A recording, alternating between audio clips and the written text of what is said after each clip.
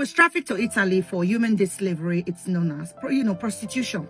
I see lots of people doing videos and blame me like my mother and every other victim's mother. If I was a 25 years old girl, they would have blamed me and said, you know what you were going to do. You know where you were going. But no, because I said I was young, I was 17, really, really young. They have to push the blame to my mother. Mind you, I have a father who is still here right now. My dad lives with me. My mom passed away. It is convenient for men to blame the women. Yet, they said they are the head of the house, the protector and the provider. You left my father, you're blaming my mother, who is the weaker vessel. You pieces of shit of a man. Why can't you provide and protect your daughter? Why do you have to blame the women for what the men did, are aware of? My father is aware of it, was aware of it. I have 4 brothers. I am the only girl and the last born of my parents. So, in my home, we have 5 healthy men who could make decisions and put their foot down and tell my mom, you can piss off. This girl not going to travel to Italy. She's not doing a shower for where we did. Oh, no. My mom alone single-handedly made the decision. 80% of people who were trafficked abroad have both parents. So you leave the man who is the provider and the protector, and you blame the women, you pieces of shit. Oh, it is convenient to blame the women. You are a piece of shit. Glorified pricks. Now, Nabi, you're a glorified prick.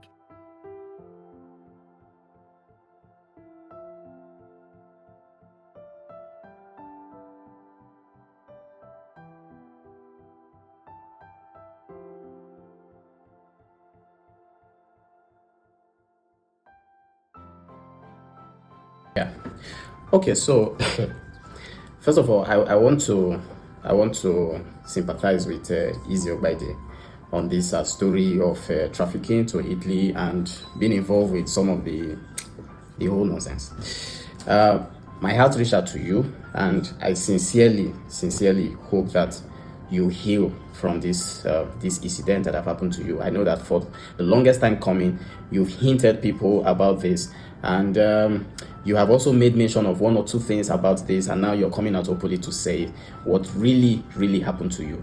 And I cannot begin to imagine how much of hurt you're going through, how much of pain it must have cost you, beginning from the people that released you to the people that took you out there to Italy, people that forced you to get involved in this ashawo thing. Sorry, I'm using the language as ashawo, but my heart reached out to you, and I'm sincerely I sympathize with you, and I'm sorry for all that you have been through.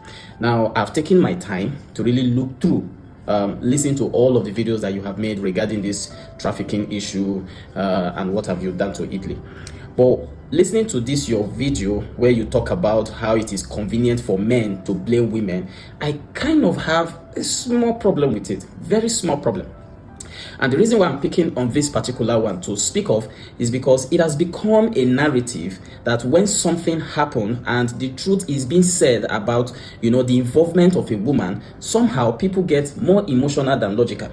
So I want to be able to speak to this your video from the logical aspect rather than being emotional. And I know that a lot of Nigerians will be so emotional and they're going to be saying, yes, just like you are pouring insult on the man who happens to be your father. Oh, he's a piece of shit, he's a piece of that. And then you're also extending it to other men. First of all, what happened to you is not a battle between genders. It's not a battle between a male and a female. I don't see why you are dragging your father simply because attention was put on your mother for certain things that were not right.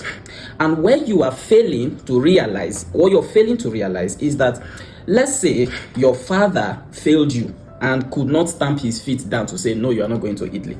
Your 4 brothers also failed you to not be able to stamp their feet down to say you will not go to Italy. Now, but your mother, according to you, single-handedly made the decision to take you to Italy.